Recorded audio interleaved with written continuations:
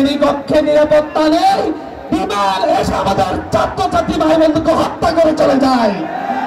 আমাদের পদযাত্রা শোক যাত্রায় রূপান্তরিত হয়েছে।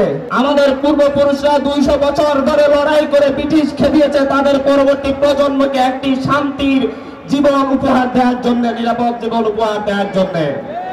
আমাদের পূর্বপুরুষরা পাকিস্তান থেকে বাংলাদেশকে আলাদা করেছে যাতে করে তাদের পরবর্তী প্রজন্ম একটি নিরাপদ বাংলাদেশে বসবাস করতে পারে।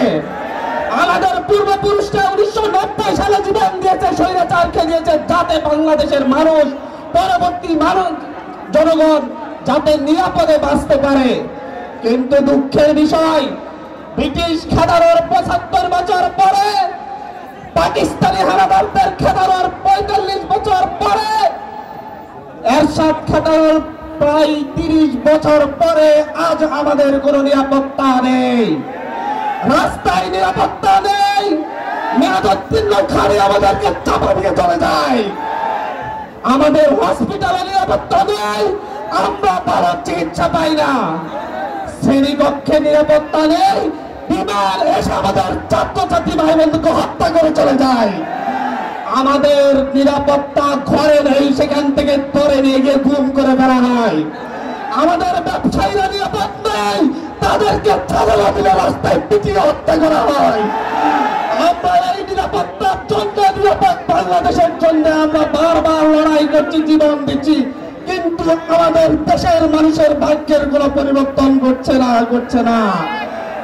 এক ছাদাবাজ খেদালে আরেক ছাদাবাজ এসে হাজির হয়। আমরা যখন কথা বলি, আমরা যখন যেই বিমান আমাদের দেশকে নিরাপত্তা দেওয়ার কথা, সেই মেয়াদোত্তীর্ণ বিমান আমাদের জনগণকে হত্যা করে। আমাদের ডাক্তাররা আমাদেরকে নিরাপত্তা দেওয়ার কথা, কিন্তু মেয়াদোত্তীর্ণ ওষুধ ভ্যাকসিন দিয়ে হত্যা করে। পুরো দেশটাই দুর্নীতিতে ভরে গিয়েছে। তারপর যত ঘটনাই ঘটে, প্রতিটা ঘটনার পরে আমরা একটা শোক র্যালি করি, শোক যাত্রা করি, এরপরই শেষ।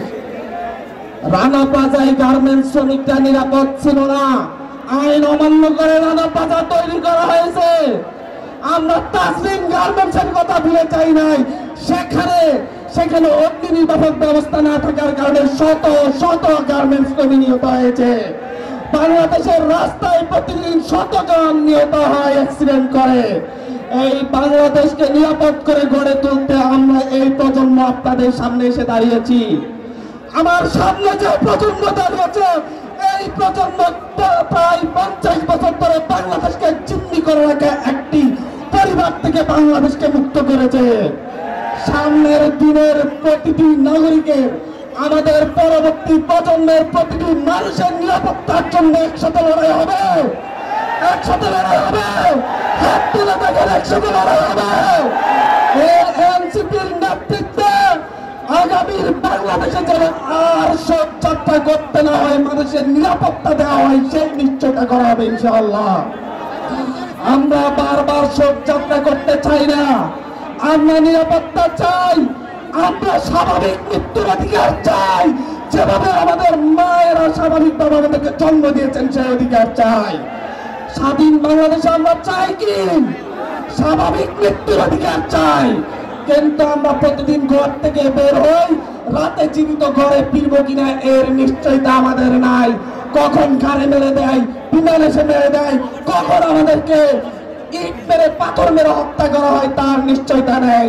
কখন আমরা ভিন্নমত পোষণের জন্য আমাদেরকে হত্যা করা হয় তার নিশ্চয়তা নেই। কথা একটাই, বারবার শোক যাত্রা করবো না। আমরা বলবো, আজ থেকে আমাদের দাবি হবে একটা, এই বাংলাদেশের জনগণ, স্বাধীন দেশের জনগণ স্বাভাবিক মৃত্যু অধিকার চাই।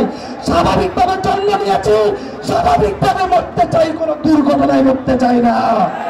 ধন্যবাদ।